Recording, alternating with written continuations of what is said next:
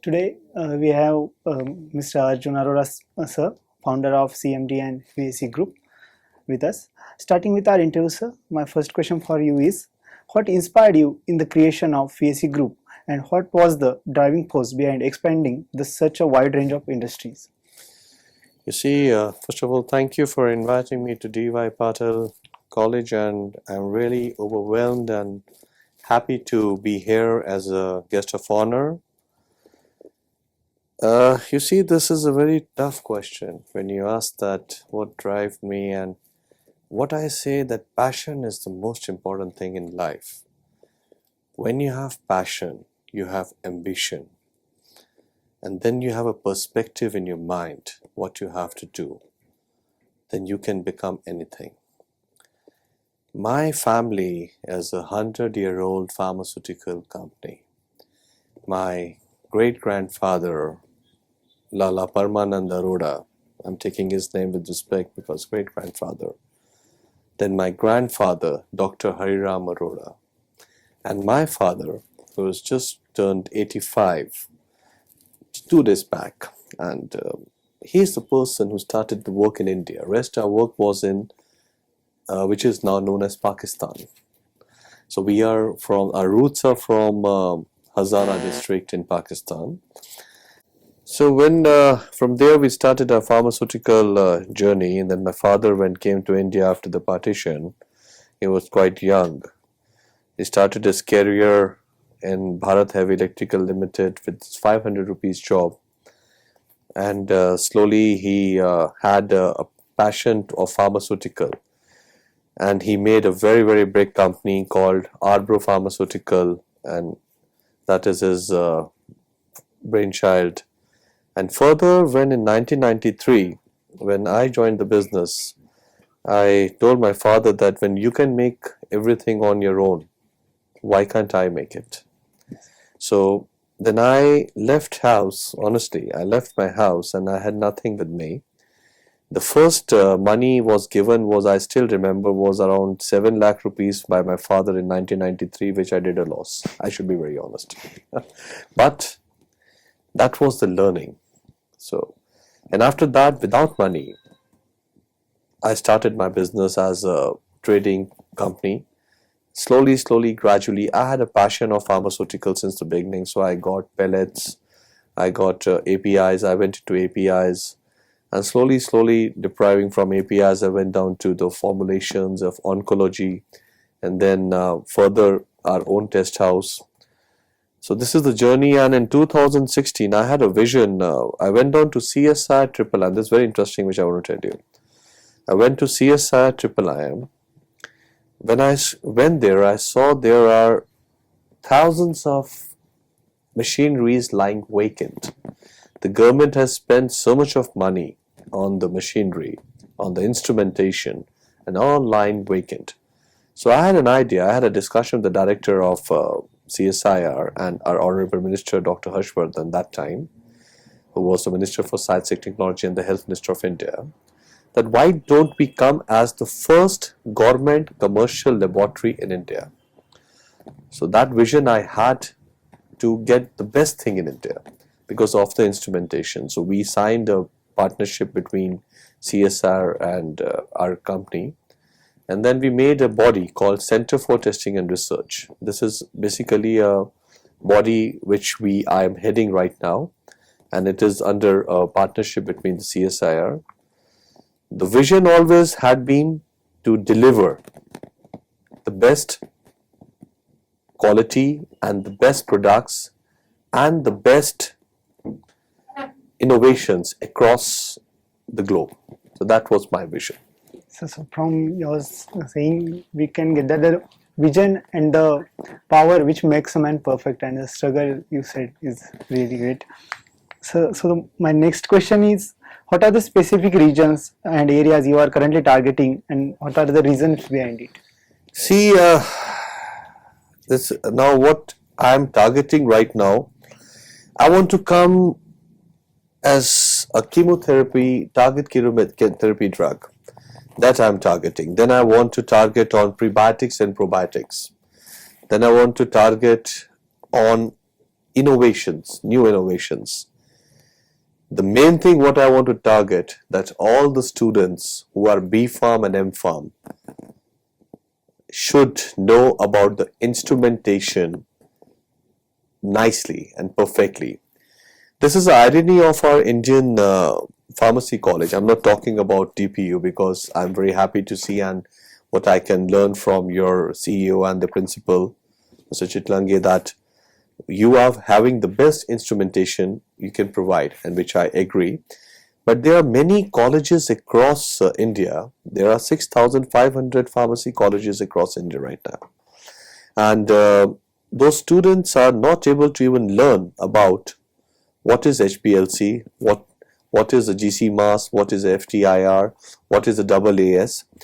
So we intend to come out with the institute very soon, which is going to be the first in India. Already everything is done. We have to just launch it now. We're just waiting to launch it anytime. So we will be coming as the first institute in India, and where we will be teaching skill development for all the instrumentations to B Farm and M Farm, BSc, MSc students. The reason behind is, when a student is doing B Farm, this is a very important thing which all B Farm students and M Farm students should understand. When you go to any factory, I also own a factory, I will go to industry, any pharmaceutical, for the placements, they will give you a job for not more than 15 to 20,000 as a beginning. And when you go down to any of the factory, the first question they will ask you, do you know instrumentation? They will say no. You will say no, I don't know the instrumentation. They will not allow you to touch any particular instrument which is costing 50 lakhs, a crore, 2 crores, 5 crores, because instruments are very, very expensive. So that's what I said. Except DPU or some few more colleges, major colleges don't have that facility. So we will be teaching the students the skill development and about the instrumentation, so that from 15,000 salary, 20,000, they get 40,000, and their personality development and their quality development towards the instrumentation or whatever work they have to do increases. So that is the vision what I'm having for the students in future. See, money, I'm now 50 plus. I don't know till when I'm going to be alive. You never know. That's all in the hand of God. But till the time I'm alive, I want now every B Farm, M Farm, BSc, MSc student should stay in India. They should go outside, as I spoke in my speech also. They should go outside India for their education. They should go outside India to get new developments, new research things, and get back to India and make in India. Because India right now is one of the booming countries across the globe, and we will be the superpower very soon. Yes. So for that reason, we want that all our brains should be in India, and they should be learning about all the products, about the quality. I always emphasize on quality, not the quantity. I want that you B Farm students or M Farm students tomorrow make your own industry. So always remember that your child or your family member should be eating your company medicine. So that is, you should have in mind before making any sort of medicine. That is the quality you should be making, so that if you're taking that medicine or giving to your child also, you should not be hesitant. So that is the vision we have. Absolutely, you are considering too much for the students. God will always give a greater life. So coming to our next question. So while working in the public domain and social activities, how do you work as a company and a group of companies? See, social activities, definitely I love doing social work in CSR also, and CSR is okay, that is a foundation for the company. But what I feel, that every individual, every company owner should do some social activity. And I help people. How I help people? I never publicize, but I help people. I love to help people. I love helping people who are needy. And every individual or every company CEO or any individual should have a social responsibility. So we should always think for the people who are around us. I am a man having a good car, a good lifestyle, and a person walking on a street is a beggar, why can't he also have that lifestyle? Do something, do some innovations that he also becomes like you. Why only in India we have poverty? When you go down to Europe, no poverty. Slight poverty is there, I don't deny, because I've been traveling all over the world. But still, they have equality. Equality should also come in India. So it will take time. See, I'm not a politician. I'm not talking An opportunity again, we've been among so many dignitaries. So why not take that opportunity and just Good. ask a few Angie. questions? Sir, so we'll move to our last question. So you are working with different organizations as well as different governments. So what are the regulatory requirements are there, and how it affects your work, sir? No, we don't have any regulatory requirement is always there in each and every factory, and it doesn't affect our work. We are very happy with the regulations what Government of India is doing, because Government of India are the Drug Control Journal of India or the CDSCO or any drug controller, they always want the best quality. The medicine should be of good quality, because right now the NSQs are too much and superior drugs are too much. So I am in support with the government in that terms. No challenges, whatever they are doing, they're doing the best. So do you see any difference between USA, UK and Indian markets? India is the best here. I love my country. That's what I told you. We're going to be the superpower. When we are exporting to US, we are exporting to Europe.